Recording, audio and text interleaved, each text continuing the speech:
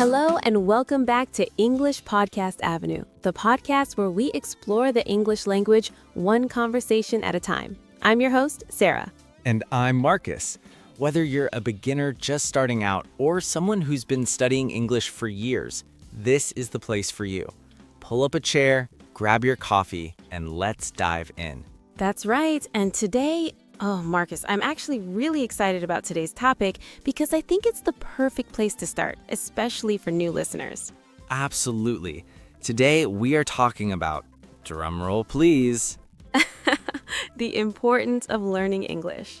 topic number 1, the big one, the foundation. Why does learning English even matter in the first place? Exactly. And I think a lot of people, especially people who are just beginning their English journey, sometimes ask themselves, do I really need to learn this language? Is it worth all the time and effort? And that is such a valid question. Learning a new language is hard work.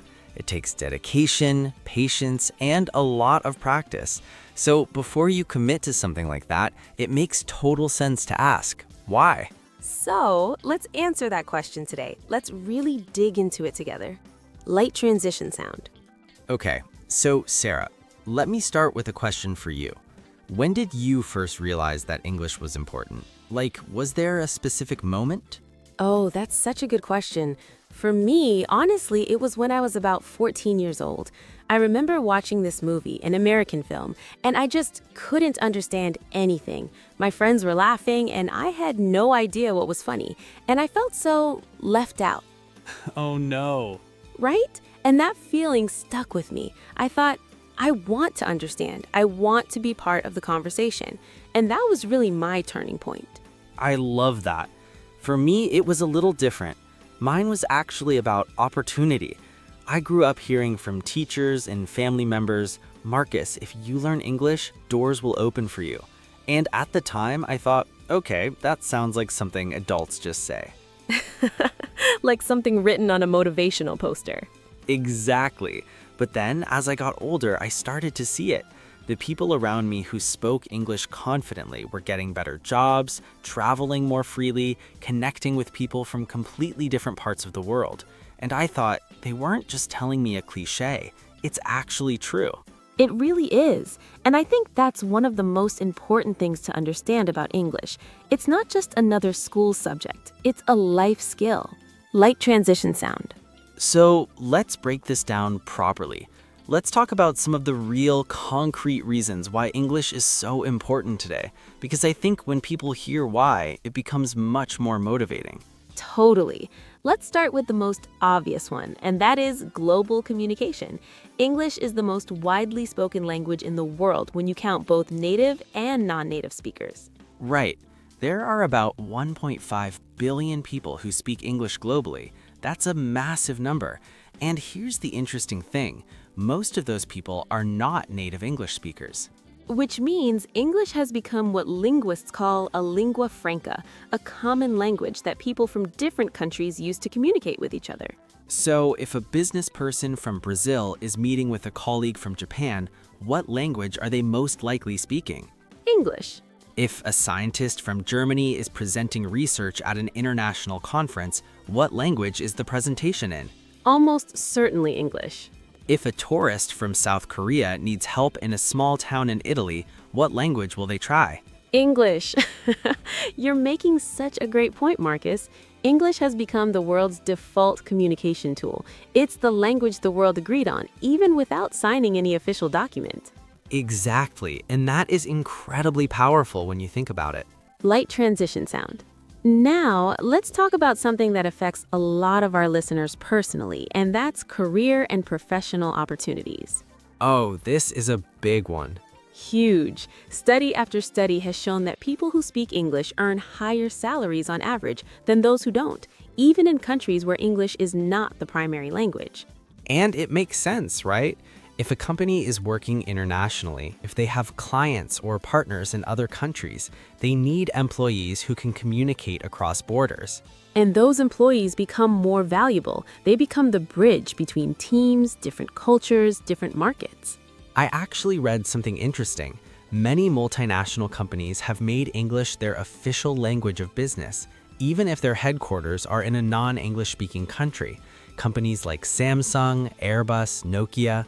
Which is wild when you think about it. A Finnish company, a European aeronautics company, conducting their internal meetings in English. Because it allows everyone across all their global offices to be on the same page. So, if you are someone who is studying English right now or thinking about starting, I want you to hear this clearly. You are not just learning a language, you are investing in your career. Beautifully said. Light transition sound. All right, let's shift gears a little and talk about education, because this is another area where English plays a massive role.